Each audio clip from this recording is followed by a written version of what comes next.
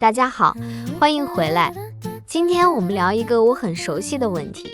大家好，这个问题是不是让你想起了最近的一次聊天？是的，刚才有人问我，你周末做了什么？这个问题很简单，可是我站在那里停了很久。你当时不知道怎么回答吗？我其实知道该怎么回答。我周末在家休息，还看了一部电影。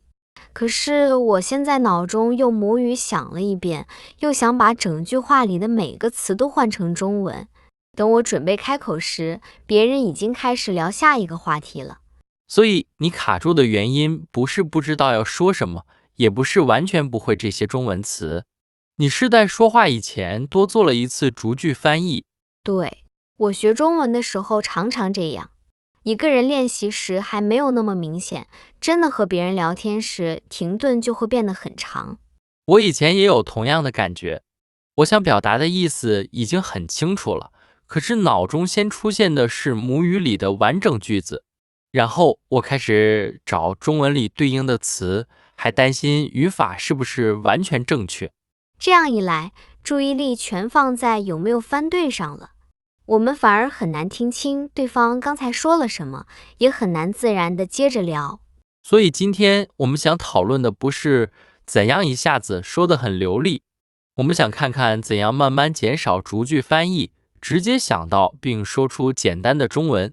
不过，用中文思考这几个字听起来压力很大。它是不是表示以后不能再用母语想事情了？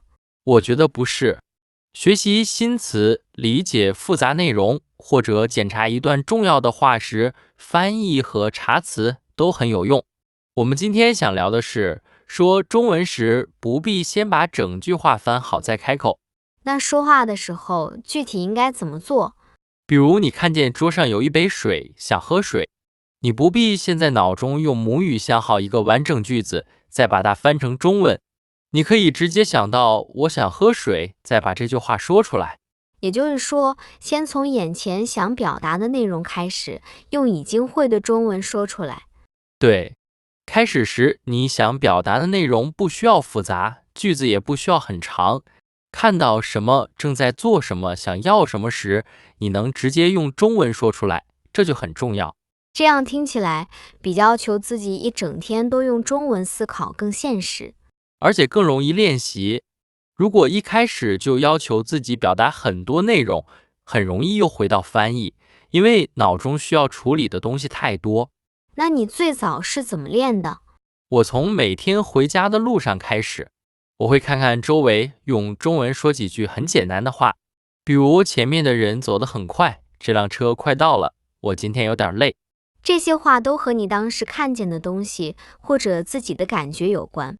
是的，我不用先想一个特别有意思的话题，只要说说自己看见的事儿或者当时的感觉，眼前有东西可看，自己也有感觉可说，那几句中文就比较容易记住。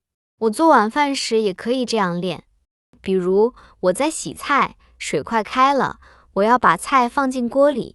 完全可以，你不是在背一段对话，而是在把日常动作和中文表达慢慢联系起来。可是这些句子太简单了，会不会没有进步？简单不等于没有价值。真实聊天时，我们也常常先说一句简单的话，再慢慢补充原因和细节。如果第一句能够及时说出来，后面的交流就更容易继续。这让我想起刚才那次聊天。如果我先说我周末在家休息，其实已经回答了对方的问题。以后想再说说电影、朋友或者别的事情，也都还有时间。对，先把最重要的意思说出来，不需要第一句话就讲得非常完整。不过练习时一定会遇到忘词，我有时连一个很普通的中文词也想不起来，脑中马上又会换回母语。忘词确实很容易打断表达，但这时候不一定要立刻停下来找准确的词。如果我忘了雨伞怎么说呢？你可以先说下雨的时候，我手上拿着一个可以遮雨的东西。这句话不够短，可是对方大多能明白你的意思。然后聊天结束以后，再查雨伞这个词。对，准确的词还是要学，可是你先继续用中文表达，思路不会因为一时想不起一个词而完全停下来。我喜欢这个顺序。以前我觉得不会一个词就不能继续说，现在看来，我可以先用自己会的中文绕过去。这也是很重要的能力。说一种新语言时，没有人能立刻想起每一个词，能够换一种简单的说法，往往比沉默很久更能帮助对话继续。可是，换一种说法会不会让句子听起来很奇怪？开始时可能不够准确，也可能有些长。不过只要意思清楚，表达礼貌，对方通常会理解你。听到对方怎样回应，你还会慢慢学到更自然的说法。所以，聊天本身也能让我们学到新的中文说法。是的，如果每次都等到准备得很完整才开口，我们就少了这种从真实回应里学习的机会。说到这里，我发现自己还有一个问题。我知道这些方法，可是平时忙起来就很少记得练习。这很正常。我以前给自己定过很大的目标，比如每天30分钟都只用中文想事情。2天以后，我就觉得这件事很累，也不知道该从哪里开始。后来你怎么调整的？我把目标改得很小，每天从地铁站走回家的那5分钟，我只练一件事，用中文描述路上看见的事，或者回顾今天发生的一件小事。5分钟听起来不会让人害怕，而且时间和地点都固定。走到那条路上，我就知道现在可以开始，不需要再决定学什么。如果当天没有出门，也可以换成洗碗、整理房间，或者睡觉前的几分钟。对，关键不是选择哪个场景，而是找一个经常出现和自己生活接近的场景来练习。睡觉前回顾一天，好像也很适合。我可以先说3句。今天很忙，下午我和朋友喝了咖啡，晚上我要早点睡。这已经很好了。有一天你会自然加上一句原因，或者说出一个新的细节。可是开始时不必把每天的生活都讲成一篇长文章。我以前走马练习想得太大，好像一定要找一个安静的晚上，准备笔记本和很多新词才算认真学习。固定学习时间当然很好，不过每天花5分钟直接用中文表达，可以放进原来就有的生活里。它不是新的压力，而是把中文练习融入原来就有的生活里。如果我觉得每天说的内容都差不多，会不会很无聊？可以换一换问题。今天描述你看见的东西，明天说说自己的计划，后天回顾一件让你开心的事儿。但是不需要每天都用新的词，也不必因为重复就觉得练习没有意义。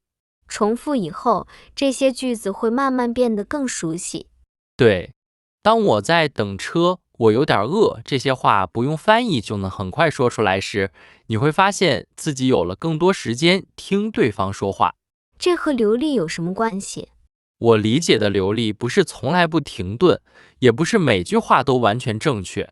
更重要的是，你能在需要开口时，先抓住最重要的意思，再继续把话说下去。这样，流利不是一个很远的结果，它也可以从及时说出一句简单的中文开始。我想在下次和人用中文聊天时，试试今天说的方法。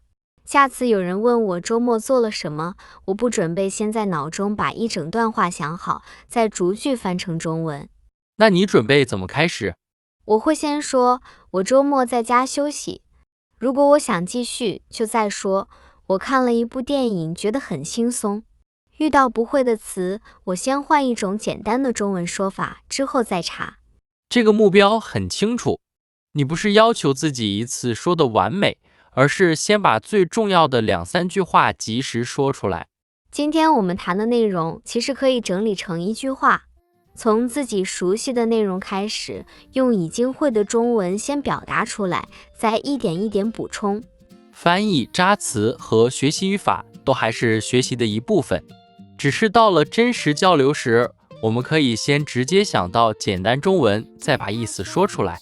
听众朋友，说中文时，你最容易在哪一步停下来？是忘词，还是总想先把整句话翻好？欢迎在评论里用中文写下你的答案。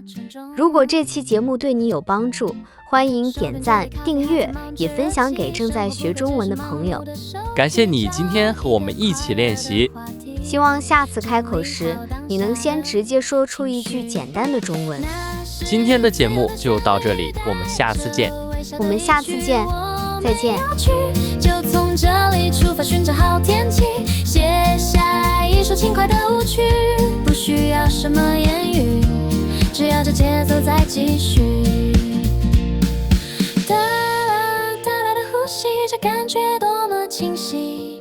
哒啦哒啦的距离，这种轻松没法比，让世界都